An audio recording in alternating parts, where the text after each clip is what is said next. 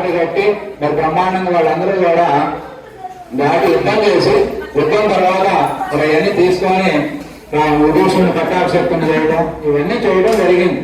ఇందులో మనకి సుందరకాండ అంతా కూడా జరిగింది ఎంత అంటే 1.5 రోజు అంటే 36 గంటలు కథని 76 సర్గలతో ఉంటుంది చక్కగా రామాయణంలో. ఈ యొక్క సుందరకాండ ఆయన చేసిన 1.5 రోజు పని భూమి ఆకాశం ఉండగా ఆయన చరిత్ర నిలిపింది. ఆలోచించండి.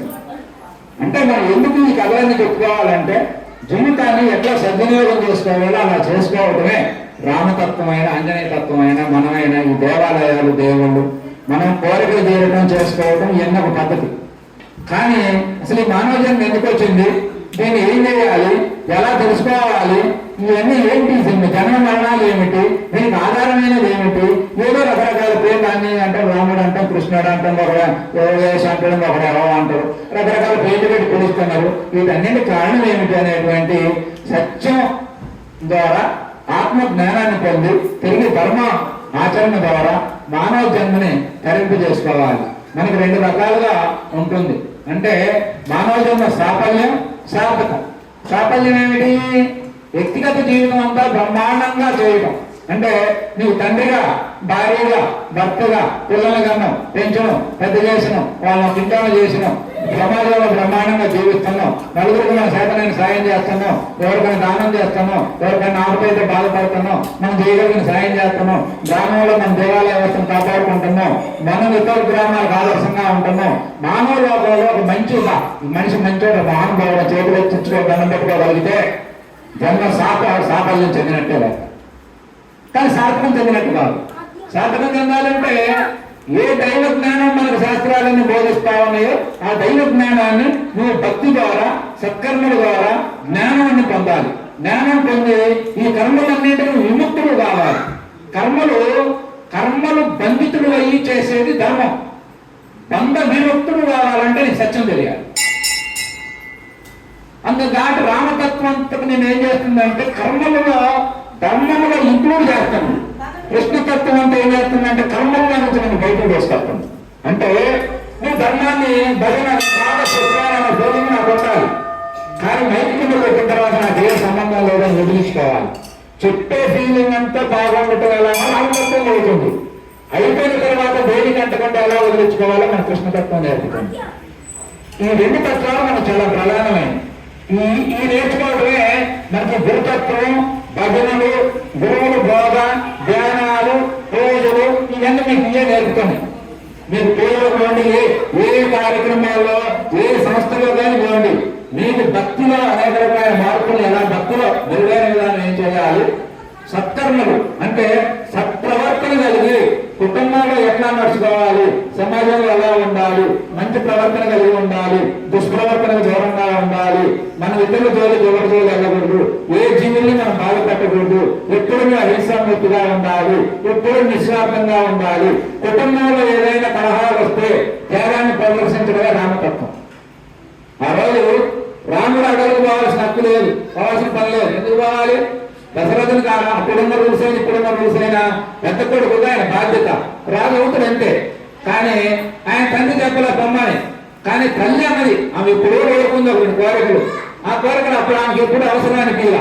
కానీ పక్కన ఆమె వచ్చి వేసింది బియ్యం మందర. అందుకని మందర మాటలను పాడైపోయారంటే అర్థమైందంటే మన లోకం ఈ కథలన్నీ నేనేం చెప్పాలని చెప్తుంటానంటే ఈ ప్రతిదీ మానవుడికి నీకు ఉపయోగపడాలి. కథగా చెప్తే బాగుంటుంది, మనసు ఆనందపడింది. కానీ కథ అయితే నీ జీవితం అయింది, కానీ దానివల్ల నీకు ఏ ప్రయోజనం ఉండదు. కాసేపు సంతోషపడటం కాదు ఇక్కడ మన ముఖ్యం. దాని గురించి ఆ సత్య దర్శనం మనకు కావాలి. సత్య దర్శనం అయితే ఎప్పుడూ నువ్వు సత్యానందంగానే ఉంది. అలా కాలేదనుకోండి ఉపయోగం ఏముంది? రాముడు గురించి చెబుతాం, కానీ నువ్వు ఎప్పుడూ రాముడు కాలేదనుకోండి, రాముడు కావాలంటే రాముడు యుద్ధం చేయడం కాదు. కుటుంబం పట్ల రాముడు ఎలాంటి చేశాడో మనం చేయలేమా? కుటుంబం ఆయనకు వచ్చింది, అవకాశం వచ్చింది, అయినా తల్లి కోరిక, తండ్రి చెప్పకపోయినా చెప్పినట్టే ఆజ్ఞ. ఎందుకంటే తల్లికి మాట ఇచ్చింది. అందుకు కాబట్టి నేను అడుగులు పోవడానికి సిద్ధమని అడుగులు పోయి, అంతే తప్ప నేను పెద్ద కొడుకునే హక్కును కానీ స్వార్థాన్ని కానీ ఆయన ఖండన ఉపాయాన్ని కానీ ప్రదర్శించాల. ఆయన త్యాగాన్ని, ఆయనకున్నదాన్ని వదిలేసి చక్కగా ఆయన అడుగులు పోయింది. తర్వాత భరతుడు పోయింది. భరతుడు పోయి ఇదేంటి ఇట్లా చేస్తున్నావు అన్న, నువ్వు ఎంత బాగా వచ్చినావు, తెలుసో తెలియదు పిచ్చి తెలియదంటే అన్నదనుకో అని చెప్పి ఎవరు కైకేయి కుమారుడు వస్తే ఆయన ఇదంతా ఎలా ఉంటుంది అనుకున్నావు, నేను వచ్చిండు దశరథుడు వచ్చేసరికి లేడు. ఇదంతా ఆ యొక్క అంతఃపురం అంతా అద్భుతంగా వెలిగినంత శీఘ్రమేమైంది. తర్వాత రాముడు దగ్గరికి వెళ్ళాడు సీత ఇదంతా సమేతంగా. తర్వాత ఆయన వచ్చిండు, ఇదేమి పరిస్థితి కుమారులని చెప్పారు. అప్పుడు తల్లిని దూషించాడు. దూషించి తండ్రి కర్మ చేసి మొత్తం సైన్యం మొత్తాన్ని ఎండబెట్టుకుని అడగలేదు. అక్కడే అన్నం రాజు చేసి తీసుకొని వస్తాను తీసుకొని పోయాడు. తీసుకొని పోయి భరద్వాజ మహర్షి ఆశ్రమంలో దిగి అక్కడ ఆదిత్యం స్వీకరించి ఆయన మాటను విని ఆ ప్రకారం అన్నగారి దగ్గర పోయి కలిశాడు. అన్నగారు తమ్ముడు నలుగురు తండ్రి గారి యొక్క మరి తండ్రి గారు దానం చేశారు కదా, ఆ అస్త్రాలను వేసకపోతే ఆ అర్చకుల యొక్క ఆ పండితుల యొక్క చాతుర్యంతో వారి యొక్క మరి ఆ కర్మకాండ అంతా పూర్తి చేసి అందరూ బాగుపడి అందరూ కూడా ఆ యొక్క కూర్చున్నారు. అక్కడ కూర్చొని మాట్లాడుకుంటా ఉంటే వాళ్ళ సంభాషణలు ఎలా ఉంటాయంటే మన కుటుంబం నేర్చుకోవాలమ్మ ఇవన్నీ. ఇలా నేర్చుకున్న వాడు సుఖంగా ఉంటాడు. అన్న రాముడు ఏమంటాడంటే, తమ్ముడా నువ్వు 14 సంవత్సరాలు చక్కగా రాజ్యాన్ని పాలించు, ఎందుకంటే తల్లి కోరింది తండ్రి ఆజ్ఞగా నన్ను 14 ఏళ్ళు అడుగుగా ఉండమన్నారు, నిన్ను 14 ఏళ్ళు రాజ్యాన్ని పాలించమన్నారు అంటాడు.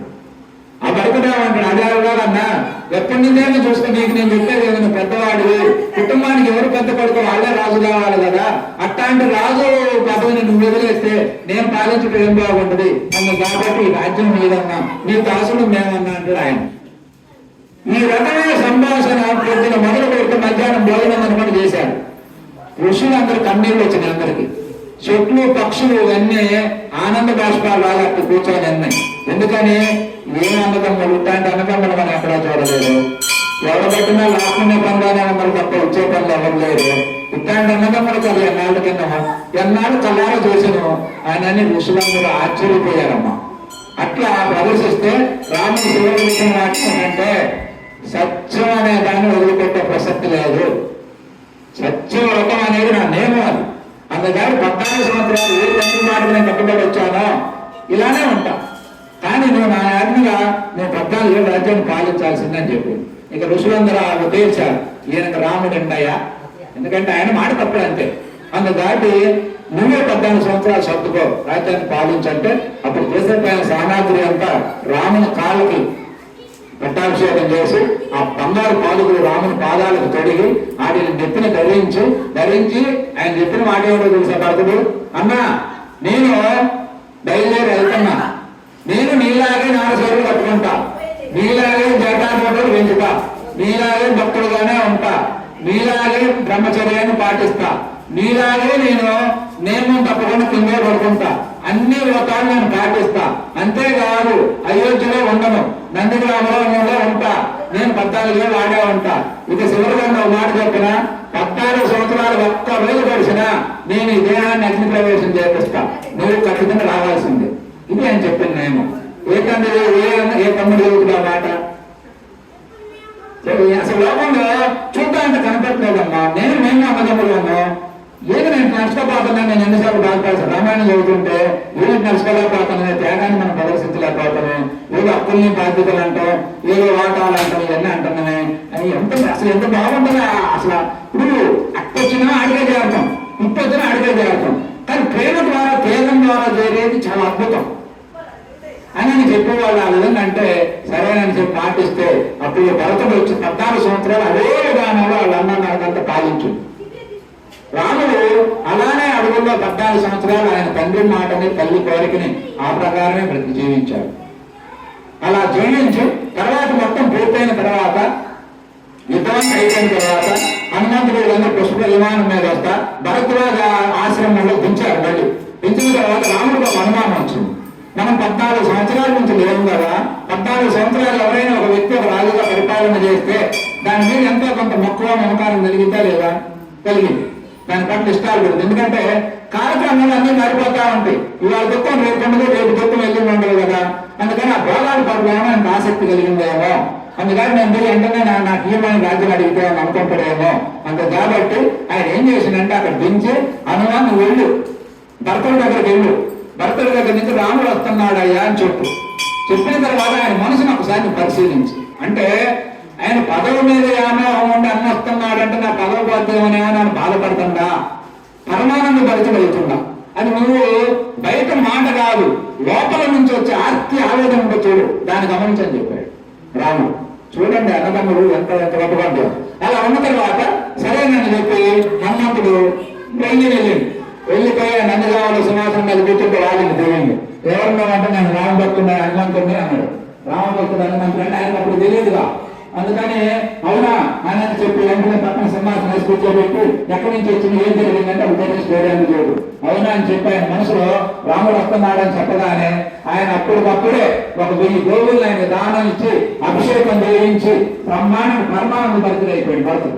అది చూసి ఈయన ఆనందపడ్డ బాబు ఏమనదమ్ములే అనుకున్న తర్వాత ఆ విధానంలో కొనసాగుతా ఉంటే అప్పుడు అనుకున్న చాలా పోయేటప్పుడు హనుమంతుడు చెప్పింది ఏంటంటే నేను పలానా టైం దాకా ఉంటా, అప్పుడు కల్లా నేను రాలేదనుకోండి మీరు వచ్చేయండి అంటే బాగున్నట్టే కదా అని చెప్పి వెళ్ళిన తర్వాత ఈయన పోయిన టైంకి రాలే వాళ్ళు వస్తుంటే ఈయన వస్తున్నారంటే భరతుడు ఎంత ఆరాడు పెడుతుందంటే హనుమాన్ నిజమేనా చెప్పింది అన్న వస్తున్నాడా లేకపోతే నువ్వేమన్నా పొరపాటున్నానా జోకులు అంటే ఏమన్నా జోకుగా సరదాగా మాట్లాడుతున్నావా, ఎందుకంటే మీరు అసలే వానవుడు మీ మానసిక శాంతి ఉంటుంది ఇట్లాంటి పనులు చేస్తారు కాబట్టి అంటే నా తప్పులు అనుకో మాకు నిజమేనా అని చెప్పేంత ఆరాడిపడి మొత్తం బ్యాండాలు పెట్టుకొని ఊరు రాజ్యం బయటకు వచ్చి అందరినీ అక్కడే తలస్నానాలు చేయించి అభిషేకాలు చేయించి స్వాగతం పలికి కిరీటం పెట్టి ఆయన రాజుగా చేసి ఎంత ఆనందపడతానమ్మా.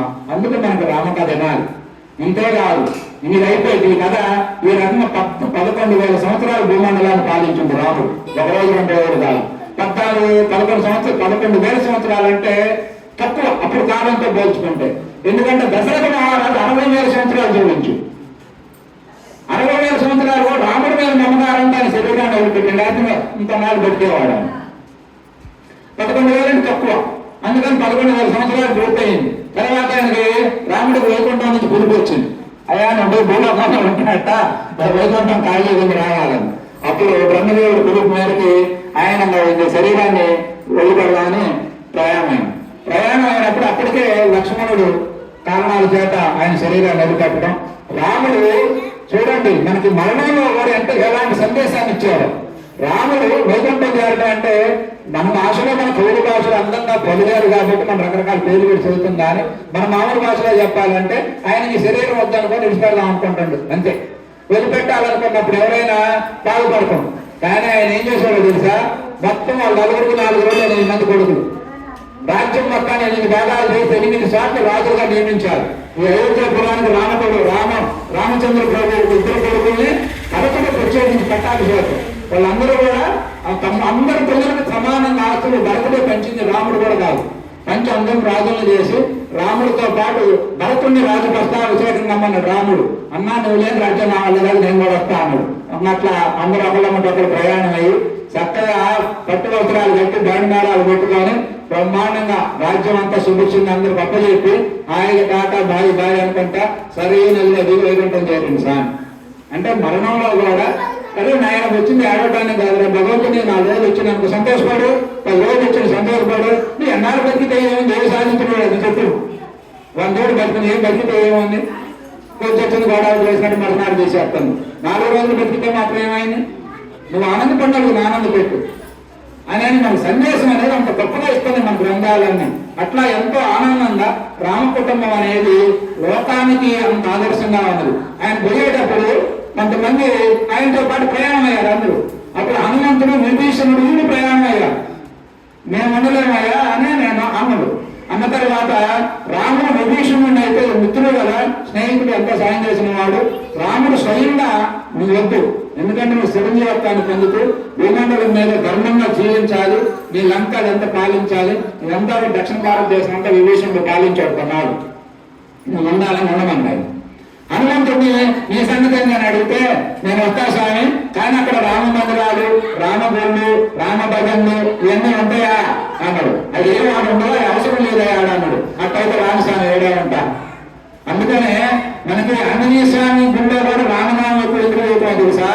ఆంజనేయ స్వామిని పొగిడితే ఆంజనేయ స్వామి కంటే రాముని పొగిడితే ఎక్కువ అనుకుంటాడు ఆంజనేయ స్వామి. అందుకే అంటే అంత మిత్రబంధం, అంత భక్తి భావన అంత గొప్పగా ఉంటాయి మనకి. ద్వారా అనుకుంటాం. అందుకే ఆయన చిరంజీవి ఈయన మనకి ఇక్కడ ద్వాపర యుగంలో ఇద్దరు సప్త చిరంజీవులు, 7 గుండెలు ఇద్దరు చిరంజీవులు. కృతయుగంలో ఆయన బలచక్రవర్తి, ఆయన చిరంజీవి. ఇట్లా ద్వాపర యుగంలో మనకి ముగ్గురు, అశ్వత్థామ,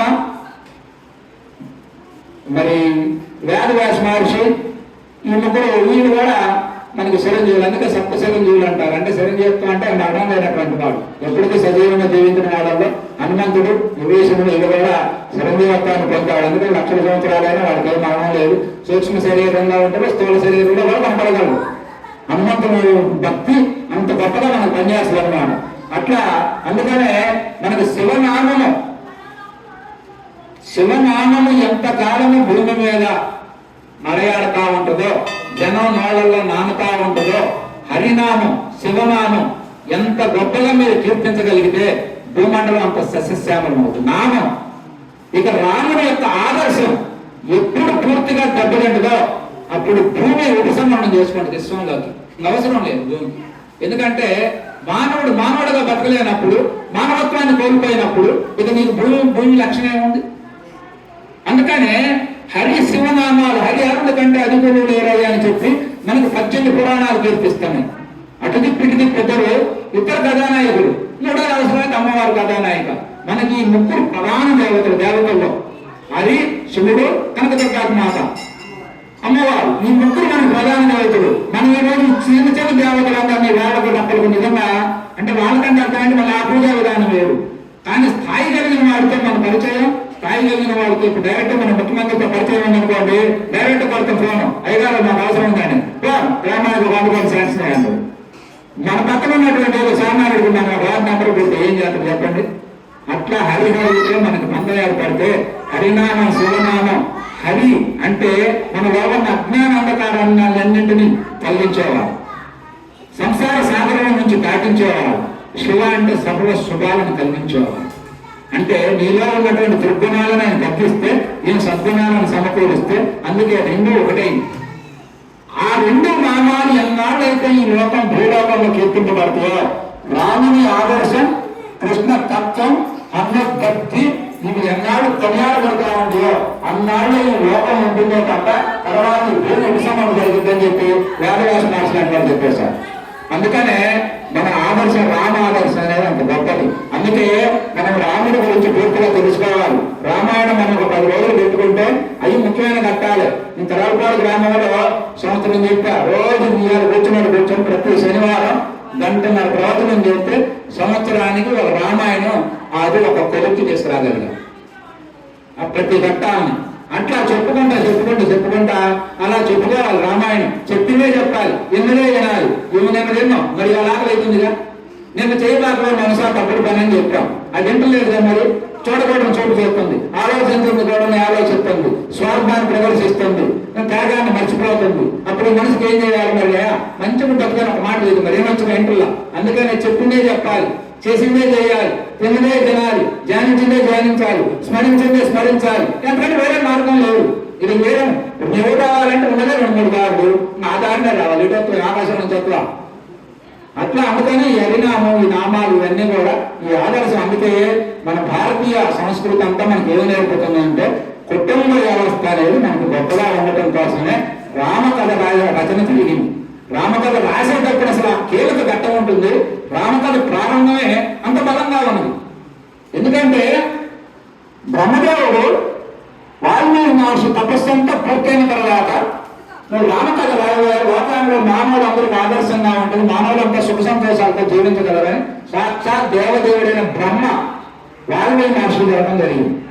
వాల్మీకి మహర్షి అన్న మాట ఏమిటో తెలుసా?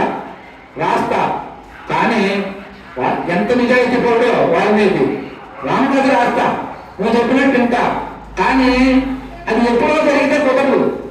రాముడు బ్రహ్మ చెప్పిపోయింది, మళ్ళీ నారద మహర్షి వచ్చింది. నారద మహర్షి కానీ ఇద్దరు జరిగిన సంభాషణ జరిగినప్పుడు నారద మహర్షితో చెప్పిన మాట ఏంటంటే వాల్మీకి మహర్షి ఆయన దేవఋషి, ఈయన బ్రహ్మ ఋషి. ఆయన రాగానే సత్కారం చేసిన తర్వాత నారద మహర్షి మనకి చాలా కీలకమైన వ్యక్తి. నారద మహర్షి అంటే సినిమాలో చూపించినట్టు క్యామ్డీ యాక్టర్ కాదు. మనకి 5 రకాల ఋషిత్వం ఉంటుంది. ఋషి, రాజ ఋషి, మహర్షి, బ్రహ్మ ఋషి, దేవ ఋషి. ఈ ఐదు రకాల ఋషిత్వాలు ఉంటారు. అందులో దేవఋషి మనకి. అట్లాంటి దేవఋషి మనకి నారద మహర్షి కాబట్టి, అట్లాంటి నారద మహర్షి మరి ఆయన చెప్తే రామకథ రాయమంటే రాస్తా, కానీ ఎప్పుడో జరిగిందంట అంటే కాదు, ఇప్పుడు జీవిస్తున్న కాలంలో 16 గుణాలు ముఖ్యంగా కలిగి ఉంటే ఆ రామకథ రాస్తానని చెప్పి అని రాముడి గురించి సత్యవృత్తి ఉండాలి, ధర్మనిష్ట కలిగి ఉండాలి, నిజాయితీగా ఉండాలి, అతను మనసు పెడితే దేవతలు సైతం వైకల్పవాడు ఉండాలి, ఇట్లా అనేక గుణాలు చెప్తే ఆ గుణాల పరంగా మనకి రామకార్యం చక్కగా మరి ఆ రామకథ రాస్తాడనే రాముడు చెప్పిన తర్వాత ఆయన రామాయణం మొత్తం 100 శ్లోకాలు చదివితే ఆ 100 శ్లోకాలు 24 శ్లోకాల్లో మరి విస్తారంగా పొడిగించి రామకథ అసలు దేశమంతా గొప్పగా ఉంటుందమ్మా. అట్లాంటి రామకథ మరి వినిపించి మనం అందుకే కుటుంబాలు బాగుండాలంటే కుటుంబాలు కావాల్సిందా గ్రామంలో మరి ప్రతి గ్రామం 4 ఇల్లు కట్టిన రామాయణం పెడతాం, ప్రతి ఇంట్లో గుడిగా పెడతాం, ప్రతి వ్యక్తికి ఒక పేరు పెడతాం. ఎందుకంటే రామతత్వం వర్తిల్లాలా, మానవ జాతి సుఖంగా ఉండాలనేది కుటుంబ ఆదర్శానికి రామతత్వం, దైవ జ్ఞానానికి అధికారులు ఈ రెండు కూడా మనకి పండుగలు ఉన్నాయి. కాబట్టి ఈ వ్యవస్థలన్నింటినీ మనం కాపాడుకొని భక్తి దేవాలయాలు బలిన కైంకర్యాలు పని చేసుకుంటా నెలకోసారి ప్రవచనాలు ఇవన్నీ పెట్టుకుంటా మనం చేసుకున్నట్లయితే మనందరం కూడా మానవ జన్మ ఎందుకు వచ్చిందో, ఏ లక్ష్యం కోసం సుఖంగా సంతోషంగా జీవించాలని వచ్చిందో ఆ సంతోషాన్ని మనందరం పొందగలదు. లేదనుకోండి సుఖ దుఃఖాలనే మధ్యలో కొట్టుకుని ఆడుతా ఉన్నాం. మన గారి సుఖ దుఃఖాలకు అతీతమైన జ్ఞానం పొందాలంటే మన కృష్ణతత్వం, ఆదర్శంగా ఉండడానికి రామతత్వం, ధైర్యంగా జీవించడానికి ధర్మతత్వం, ఇవన్నీ కూడా మనం అవసరంగా మనం జీవించడం కోసమే రామాలయం వచ్చి రామతత్వం రామాలయాలు ఇవన్నీ ఉన్నాయి. కాబట్టి ఆ విధానంలో మనం జీవించాలని చెప్పి అది కోరుకుంటూ ఇప్పటిదాకా మీ అందరికీ ఎన్నోందుకు నమస్కారం తెలియజేస్తూ ఈ మంచి వాక్యాలను వెలువడించిన హనుమంతుడి వారికి మరియు ధన్యవాదాలు. రామచంద్ర ప్రభువుకు, లక్ష్మీ శ్రీమన్నారాయణ వీళ్ళందరూ కూడా అనేక వారి పాపను నమస్కరించుకుంటూ ఇక్కడ రావడానికి అవకాశం కల్పించిన మా ఆంజనేయ పుణ్యవంతులు మరి ఆంజనేయ మీ అందరికీ తెలిసిన ఇది గొప్ప అట్లా మంచి దంపతులుగా వాళ్ళు అంతా ఎన్నో భగవత్ కార్యాలు ఎన్నో ఆయన చేతుల మీద ఆయన చేస్తారు. ఎక్కడ నేను చేస్తున్నానని కూడా చెప్పుకోరు. అంత నేతలుగా కార్యక్రమాలు చేసుకుంటూ సాగిపోతాను. నేను అనుకోకుండా మా గుర్తుపడి కాలంలో మంచి అవకాశాన్ని, ఎందుకంటే గుర్తుపడి కాలం అనేది మనకు దక్షిణ కాశీగా వెలుగొందుతున్నటువంటి పేద, అందులో ఎంతో మంది మహనీయులు తపస్సు చేశారు, ఎంతో మంది గురువులు మోసాలు వెలువడింది. అట్లాంటి ప్రవచనాల్లో మరి ఈ రోజు నేను ఒకప్పుడు అక్కడ శిష్యులుగా మా సంఘానికి వచ్చాను ఎన్నోసార్లు.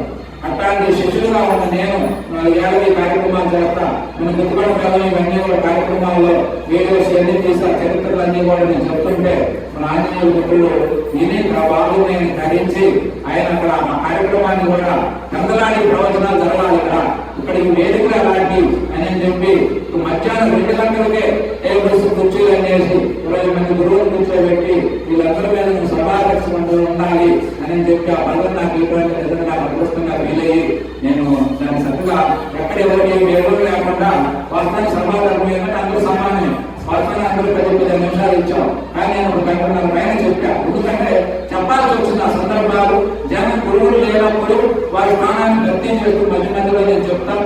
ఆ అవసరాలను బట్టి నేను చేశానే తప్ప సభకు పోయిననే నేను భావించలేదు. అక్కడ జనం కూడా ఎవరు అనుకోలేదు. వాస్తవాన్ని సభ అంటే అందరూ ఒకే జ్ఞానం ఉండాలి. కానీ అలా చెప్తూ ఆ కార్యక్రమం ఈ సంవత్సరం మరి ఏ కార్యక్రమాలు లేనట్టుగా ఉన్నా రేపులంతా సంకీర్తన కార్యక్రమం జరిగింది. ఒక 4 గంటలు ప్రవచన కార్యక్రమాలు అద్భుతంగా బ్రహ్మాండంగా జరిగి చక్కటి భోజనాలు, అలంకారాలు, అమ్మవారి గురు పూజ మహోత్సవం బ్రహ్మాండంగా చేశారు. ఇవన్నీ నేను మాత్రం 2 రోజులు దాన్ని ముందే వెళ్ళి అక్కడ 3వ రోజు నేను ఇంకొక వాతావరణం, ఎందుకంటే నాకు వాతావరణం ప్రశాంత వాతావరణం అలవాటు పడింది నా మనసు. ఈ భయం అంటే